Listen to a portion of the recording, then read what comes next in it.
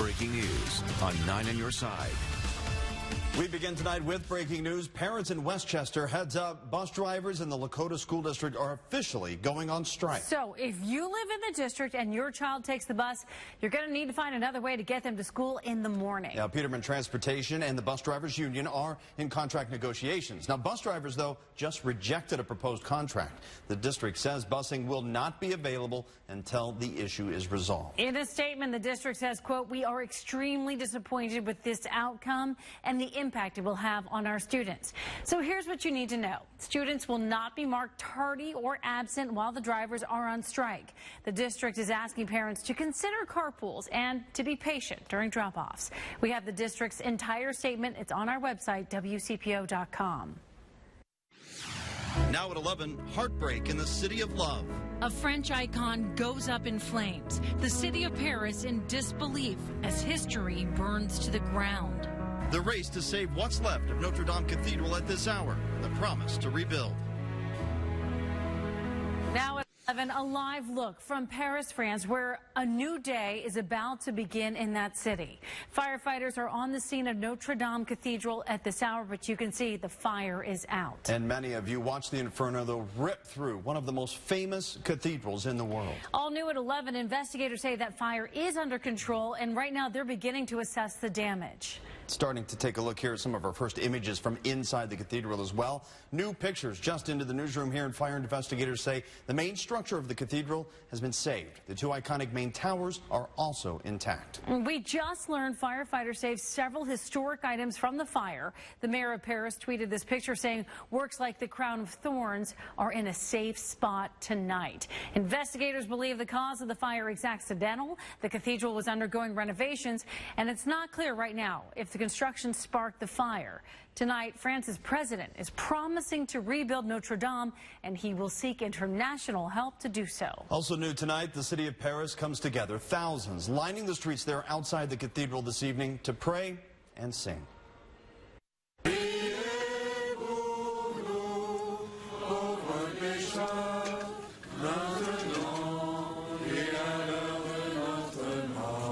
We want to mention, of course, this is Holy Week, the sacred week leading up to Easter.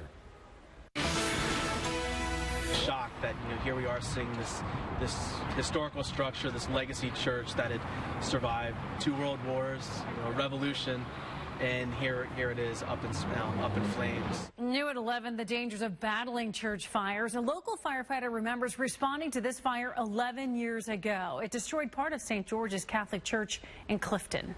Well, 9 on your side's Jake Ryle joins us now live with a first-hand perspective on the dangers firefighters face in these types of situations. Jake?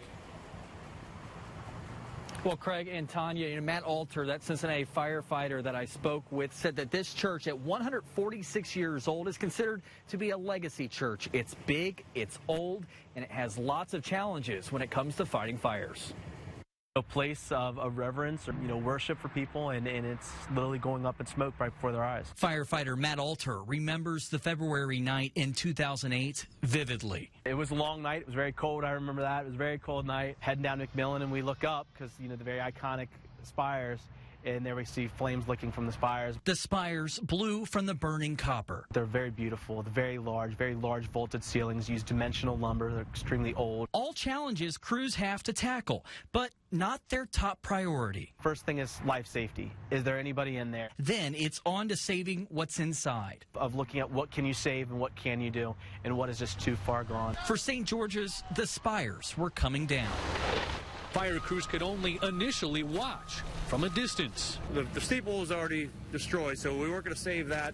Main thing is keeping the fire confined or out of the main body of the church. Fast forward 11 years, Notre Dame Cathedral on fire. The very iconic buttresses that hold the church up. Once that goes, there's very little structural integrity left. Back home, the damage kept mostly to the spires. The building now resurrected for a new church home. To see that we were still able to preserve the good majority of it, and it was able to be preserved for use by another group is absolutely, it's what makes the job worth it. Now, Alter says the spires are a big deal when determining a collapse zone at a place like Notre Dame Cathedral. That's what would make it difficult to fight the fire. Crews would have to be far enough back to be able to safely fight the flames.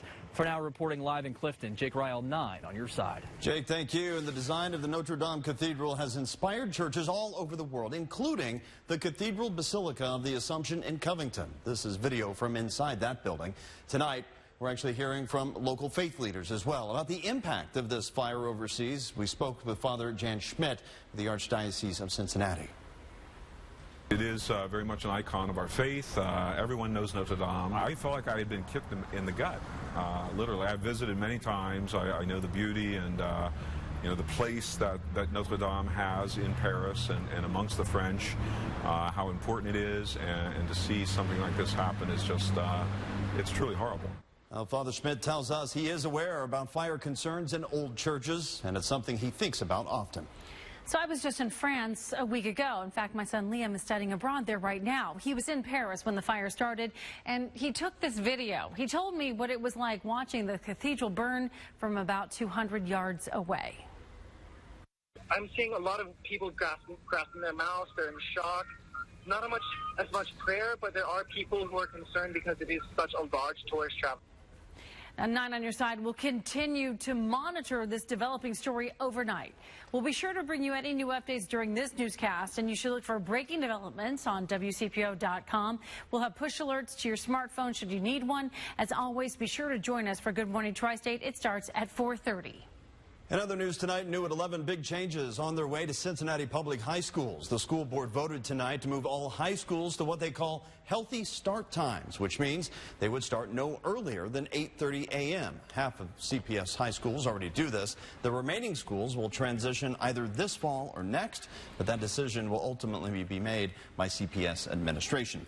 Tonight, the school board also passed a resolution supporting the so-called Liberty Street Diet. The proposal would reduce the street from 7 lanes to 5 lanes. Supporters say this would improve pedestrian safety in the area. And good evening to you. We are looking at our weather for this evening, which looks pretty good. In fact, we've got our skies that have cleared out and temperatures are sitting there in the 40s, and they will fall a few more degrees. You may need that light blanket as you prepare for bed tonight, but by tomorrow, you won't need a blanket at all. In fact, we're seeing a very warm front that will be coming our way, and then we will see the temperatures rising because of that boundary.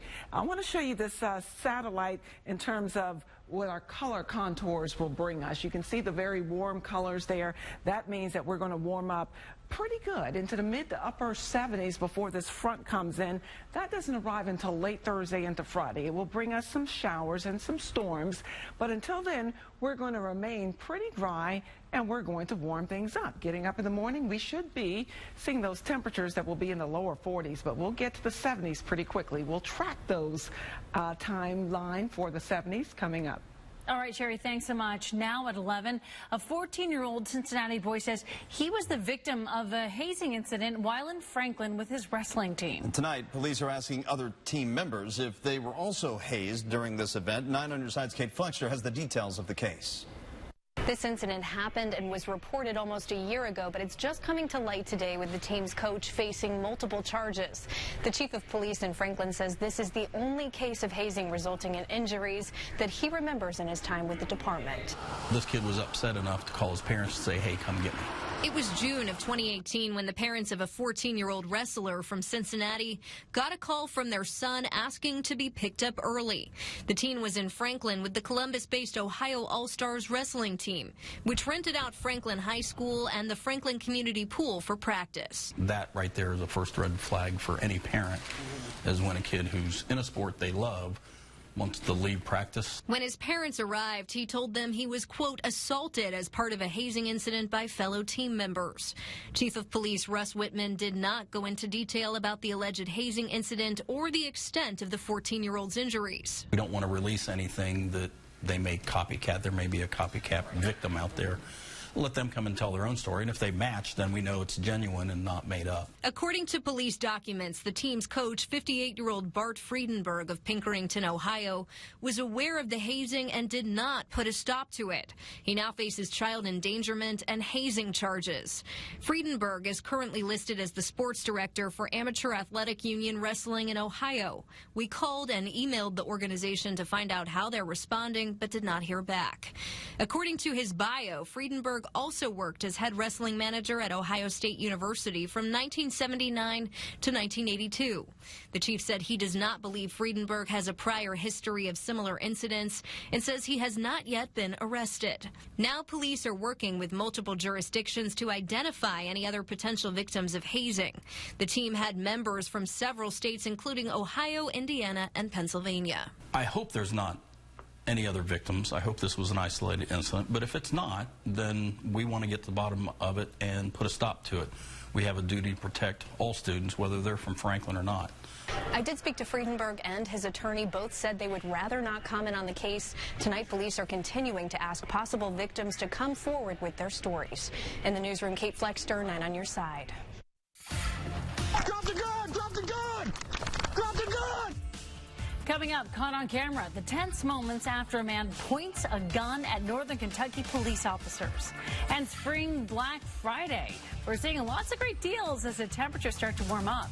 John Matarese will let you know the items to buy this week so you don't waste your money.